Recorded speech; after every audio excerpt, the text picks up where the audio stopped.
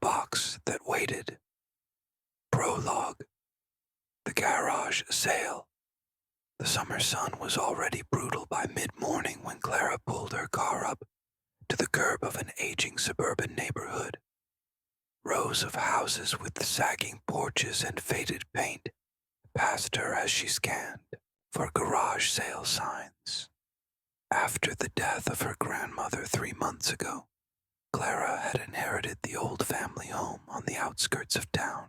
The place was drafty, filled with shadows and dust, but it had a certain charm she couldn't explain. Today she was hoping to find some vintage pieces to furnish the empty corners. One handwritten sign caught her eye. State sale. Everything must go, with an arrow pointing to a crumbling driveway. Clara parked and walked up, noting that no other customers were around. A folding table near the garage held a sparse collection of odd items: porcelain dolls, dusty records, and antique knickknacks. Behind the table sat a gaunt man in a wide-brimmed hat. His skin was oddly pale, and his eyes had a strange, reflective quality. "Looking for something special?" he asked. "Just browsing," Clara replied. Her fingers grazed over a wooden box about the size of a jewelry case. It was richly carved, with swirling patterns, almost like vines, entangling each other. A faint scent of lavender and something musty wafted from it. The man stood abruptly. "That one's not for everyone." Clara raised an eyebrow. "What is it?" "An old keepsake box. Antique. But you don't want to open it." "Not unless you're ready." "Ready for what?" He shrugged.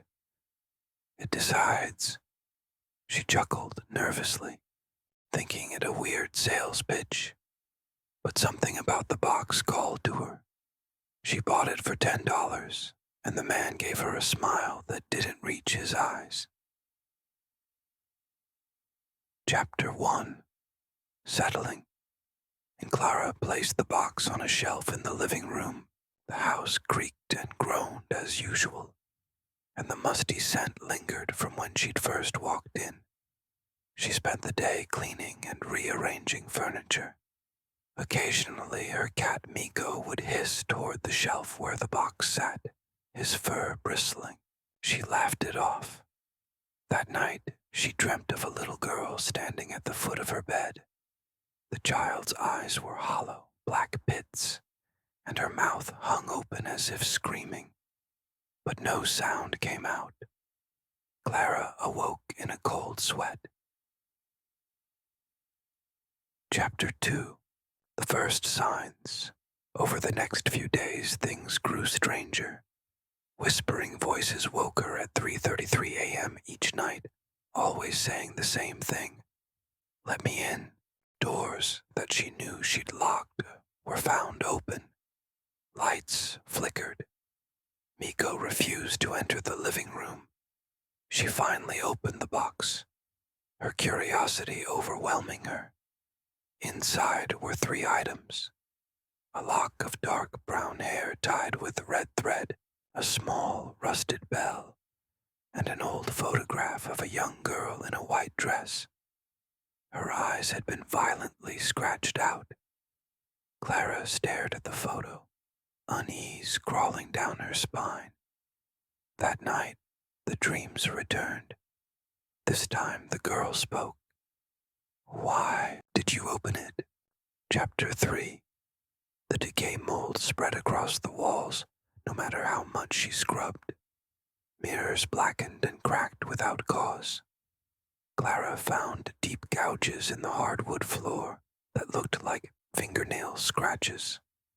Her internet searches turned up legends of the Dybbuk box, containers used to trap malicious spirits. The name Miriam kept coming up, tied to a decades-old missing child case. The photo she'd found was an exact match to the one used in the newspaper clipping. Chapter 4. Losing control, Clara began experiencing blackouts. She'd wake up in places she didn't remember going. One morning, she awoke to find Miko missing. Blood smeared the kitchen floor, but there was no body. When she tried to get rid of the box, throwing it in the river, burning it, it always returned. Once it was sitting on her pillow when she came back from the hardware store. Desperate, she contacted a psychic. The woman arrived, took one look at the box, and fled. 2 hours later, Clara received a call from the police. The woman had died of cardiac arrest in her car, not far from Clara's home. Chapter 5. The Return. Clara drove back to the neighborhood where she'd bought the box, but the house was empty and boarded up. According to city records, it had been abandoned for over 10 years. The man she met hadn't lived there, perhaps hadn't been human. Chapter 6. The Ritual. With no other choice, Clara found a local rabbi experienced in spiritual rites. He agreed to help her, warning her it would be dangerous. The ritual was conducted at night. The rabbi began chanting, pouring salt and drawing protective circles. As the ritual intensified, Clara was thrown into convulsions. The spirit of Miriam tried to take her body. The temperature dropped to freezing. The bell inside the box rang on its own. Clara's mind was nearly overtaken, but she remembered a lullaby her grandmother used to sing. As she whispered it aloud, the entity shrieked and was forced back into the box. Epilogue. Aftermath. The rabbi sealed the box in concrete and buried it deep inside a forgotten well on sacred ground. Clara left the house and moved into a small apartment downtown.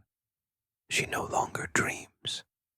She never keeps antiques, and sometimes, just before falling asleep, she swears she can hear a faint bell ring in the darkness.